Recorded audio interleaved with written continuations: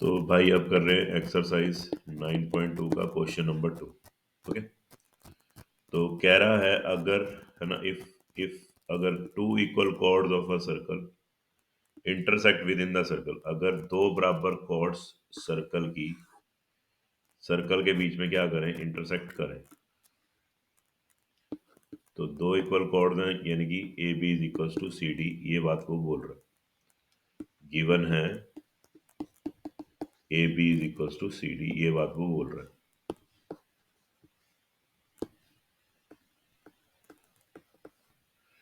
उसके बाद if two equal chords of a circle intersect within the circle, prove करो क्या, prove that the segments of one chord, segments माने हिस्से, segments का मतलब हिस्से, हिस्से किसके जी, एक कॉर्ड के, क्या हो जी, आर इक्वल, इक्वल हो किसके, to corresponding segments of the other chord, दूसरे कॉर्ड से मिलते हुए हिस्सों के बराबर हो। हिस्से किसके, पहली कॉर्ड के, एक कॉर्ड के जो हिस्से हैं वो बराबर हों मिलते जुलते हुए हिस्सों से किसके, दूसरी कॉर्ड के।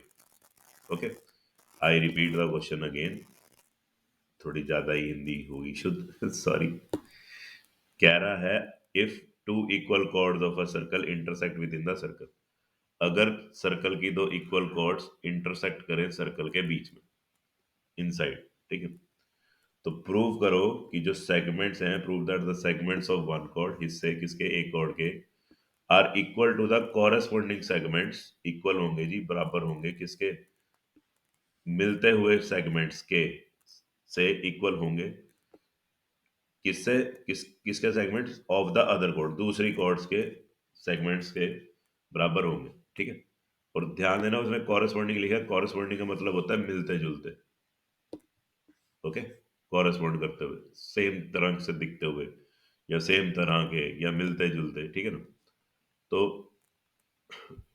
डायग्राम को ध्यान से देखें, अगर अगर ये पॉइंट आई है तो किन हिस्सों के बराबर होने की बात वो पूछ रहा है, प्रूव करने की बात बोल रहा है वो, कि प्रूव करो कि हिस्से, एक कोड के हिस्से मैच कर रहे हैं उनसे मिलते जुलते हिस्सों के, जो दूसरी कोड के। तो अब आप ध्यान से देखो, क्या ए आई के साथ जो दूसरी कोड का हिस्सा मैच कर रहा है, क्या वो सी आई नहीं है? और आई बी जो हिस्सा है, आई बी जो हिस्सा है, क्या वो आईडी के साथ नहीं मैच कर रहा, आईडी के साथ ही कॉरेस्पॉन्ड कर रहा, समझ लो। तो कॉरेस्पॉन्डिंग सेगमेंट्स आपने इक्वल प्रूफ करने, मिलते जुलते हिस्से आपने बराबर प्रूफ करने। ओके, चलो, प्रूफ पे आने से पहले हल्की सी एक कंस्ट्रक्शन करनी है आपने। अच्छा, मैं डायग्राम को उठा के जरा साइड में कर लेता हूँ, यहाँ पे कर लेते हैं डायग्राम को, और डायग्राम कर लेते हैं बड़ा। चलो, अब मैं एक कंस्ट्रक्शन ये कर रहा हूं कि draw O G perpendicular two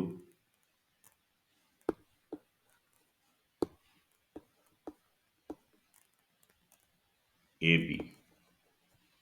O तो सेंटर हो गया, ओ जी मैंने परपेंडिकुलर ड्रॉ करी ए बी पे, एंड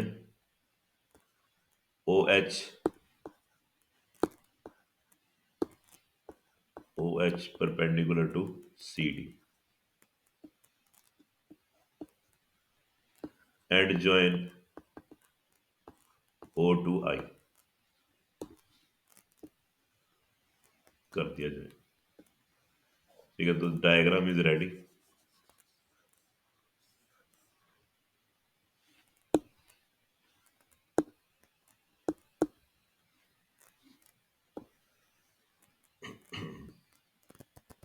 ये ओ जी है, ये ओ एच है। ओके, चलो, और आपने ओ और आई को क्या कर दिया, ज्वाइन कर दिया। चलो, अब आए हम प्रूफ पे।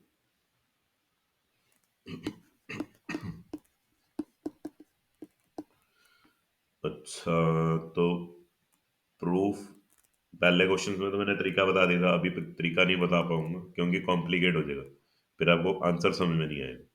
तो इस क्वेश्चन में अभी मैं थोड़ी देर के लिए ड्रॉप कर रहा हूँ कि मैंने क्या मेथड फॉलो किया। चलो, पहली चीज ये लिखेंगे कि सी एच इक्वल टू होना चाहिए एच डी के बराबर, एंड ए जी होनी चाहिए बी जी के बराबर। कारण आप क्या दोगे? Perpendicular drawn from the centre to the chord bisects it, या बाइसेक्ट्स द कॉर्ड। ये थ्योरम हमने कर रखी है, और आपने अभी ओ एच को और ओ जी को परपेंडिकुलर ड्रॉ किया है सी डी पे और ए बी पे, right?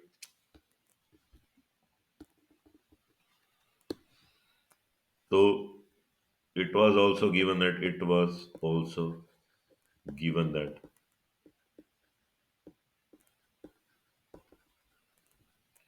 AB is equals to CD, therefore ऐसे लिख सकता हूँ twice of AG equals to, है ना, AB की जगह लिख सकता हूँ twice of AG, और CD की जगह लिख सकता हूँ twice of CH।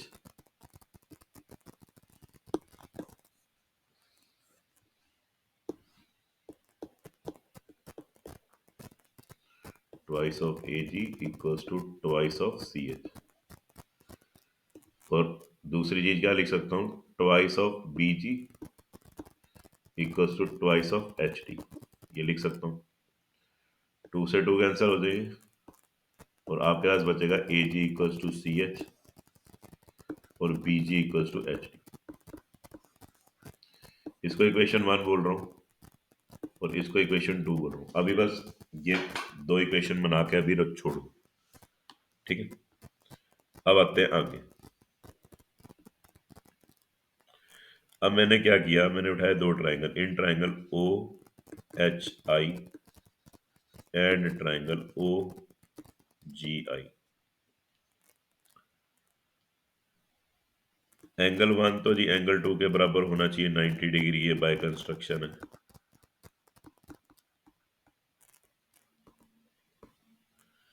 उसके बाद ओ आई कॉमन है जी,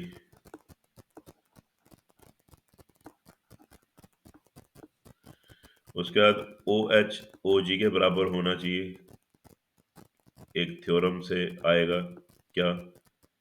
equal chords are equidistant from the centre, equal chords are equi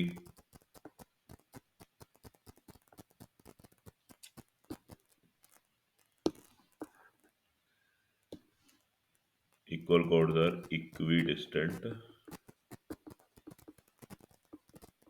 from the centre. क्योंकि ए बी और सी डी दो बराबर कॉर्ड्स थी, तो ये बराबर दूरी पे होने चाहिए सर्कल से। ये अगर ये दो कॉर्ड्स हैं तो ये सेंटर से बराबर दूरी पे होनी चाहिए। ये हमने थ्योरम पढ़ी है, थ्योरम 9.5, राइट? चलो, थ्योरम 9.5 का हमने इस्तेमाल किया, और बाय आर एच एस हो गया ये, by R H S triangle O H I congruent prove हो गया जी ट्राइंगल ओ जी आई के। इतनी कहानी क्लियर होगी। अच्छा, डायग्राम को उठा के जरा साइड में रखता हूँ, यूज है इसका डायग्राम का, यहाँ पे लेके जा रहा हूँ डायग्राम, ठीक है? आपने अभी प्रूव किया है कि triangle O H I congruent हो गया है। ये वाला जो ट्राइंगल है, ये वाला जो ट्राइंगल है, ये कॉन्ग्रुएंट प्रूव हो गया है इस नीचे वाले ट्राइंगल, ठीक है जी? ये भी आपने प्रूव किया है। तो जैसे ये दो ट्राइंगल कॉन्ग्रुएंट प्रूव हुए हैं, ये दो ट्राइंगल कॉन्ग्रुएंट प्रूव हुए हैं, इन्हीं के कारण आगे क्या लिखूंगा मैं, बाय सीपीसीटी कंटिन्यूएशन में क्या लिखूंगा, बाय सीपीसीटी आई एच, ये वाला हिस्सा जी, ये वाला हिस्सा आई एच इक्वल होना चाहिए जी किसके, आई जी के, इसके इक्वल होना चाहिए।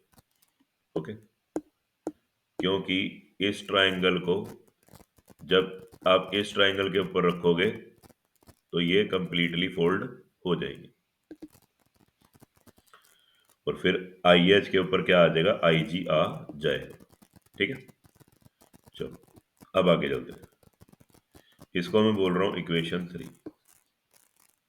अब इसको मैंने बड़े सिस्टमेटिक ढंग से रखा लिखा है जी, इसको जरा सिस्टमेटिक ढंग से लिख लेते हैं। मैं ना यहाँ पे बड़े सिस्टमेटिक ढंग से यहाँ पे आई जी यहाँ लिख रहा हूँ और आई एच यहाँ लिख रहा हूँ, ठीक है ना, जानबूझ के लिख रहा हूँ मैं ऐसा। अभी अभी इसका देखो थोड़ा सा फायदा उठाना है ना इसका, तो इसलिए मैं जानबूझ के आई जी लिख रहा हूँ। क्यों लिख रहा हूँ उसको अभी देखो बेनिफिट मिलेगा। देखो देखो ए जी में से, इस ए जी में से अगर आई जी माइनस कर दो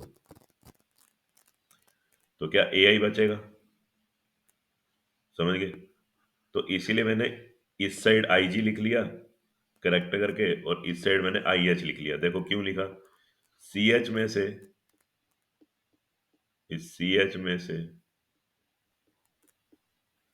आई एच माइनस कर दूं, इतना हिस्सा क्या कर दूं, माइनस कर दूं, क्या सी आई बचेगा मेरे पास। ये कहानी क्लियर। तो जानबूझ के मैंने ऐसे मेंशन किया है, ऐसे मेंशन किया है। ओके, चलो एक बार मैंने ऐड करना है, एक बार मैंने सब्ट्रैक्ट करना है। इतनी कहानी क्लियर होनी चाहिए भाई। मैंने जानबूझ के आई जी पहले लिखा है और आई एच बाद में लिखा है, क्योंकि आई जी किसको कॉरेस्पॉन्ड करेगा, ए जी को कॉरेस्पॉन्ड करेगा, और आई एच किसको कॉरेस्पॉन्ड करेगा जी, सी एच को कॉरेस्पॉन्ड करेगा। उसके बाद यही आई जी बाद में बी जी को कॉरेस्पॉन्ड करेगा, यानी कि लिंक होगा बीजी के साथ जाके, और ये आई एच बाद में जाके किसके साथ कॉरेस्पॉन्ड होगा जी, एच डी के साथ कॉरेस्पॉन्ड होगा या लिंक होगा। ओके, चलो मैंने पेज को दो हिस्सों में डिवाइड किया। एक जगह मैंने लिखा सब्ट्रैक्ट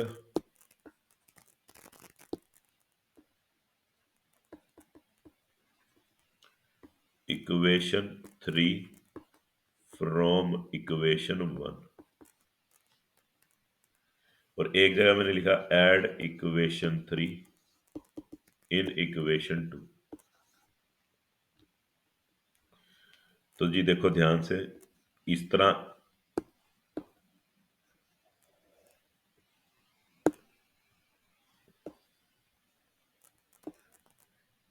से लिखने का फायदा देखो क्या हुआ।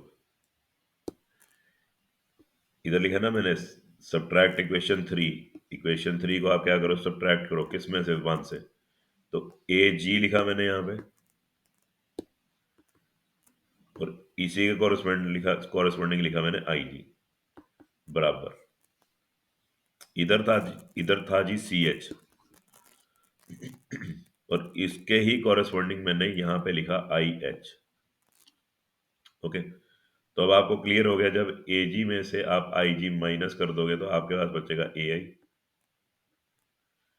और जब आप सी एच में से आई एच माइनस कर दोगे तो आपके पास बचेगा सी आई।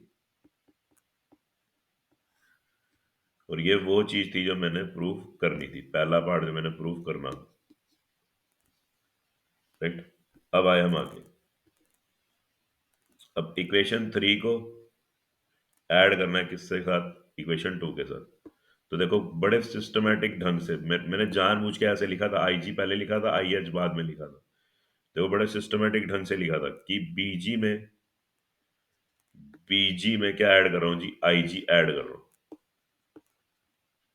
ओके, एडवांटेज देख रहे हो ना ऐसे लिखने का, एडवांटेज। बीजी में आई जी ऐड किया, और एच डी में, इस एच डी में आई एच ऐड किया। क्या ये बड़े सेगमेंट नहीं बन गए, बी आई और आई डी के बड़े सेगमेंट्स नहीं बन गए। और ये दूसरा हिस्सा था जो हमने प्रूव करना था इस क्वेश्चन में। ये देखो ये दूसरा हिस्सा था जो हमने प्रूफ करना था इस क्वेश्चन में, राइट। तो बस कुछ नहीं था, एक आपने ये हिस्से उठाने थे कि कुछ नहीं किया आपने, जैसे आपको कोड दी थी ABCD के बराबर दी थी, तो इनके जो हाफ्स हैं वो भी क्या होने चाहिए थे, इक्वल होने चाहिए थे। पहली चीज तो आपने ये करी, पर लिखा आपने सिस्टमेटिक ढंग से, ठीक है। और फिर आपने क्या लिखा,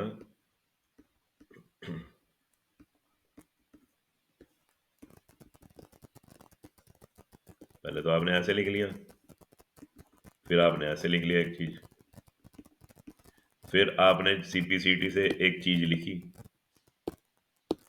CPCT से आपने ये चीज लिखी, और आपने इस चीज को भी बड़े ढंग से लिखा। IG को पहले लिखा, IH को बाद में लिखा। क्यों? क्योंकि IG कॉरेस्पॉन्ड करेगा AG को, IH कॉरेस्पॉन्ड करेगा CH को, और उसी तरह से IG कॉरेस्पॉन्ड करेगा BG को, और IH कॉरेस्पॉन्ड करेगा HD को। कब जी? जब आप क्या करोगे,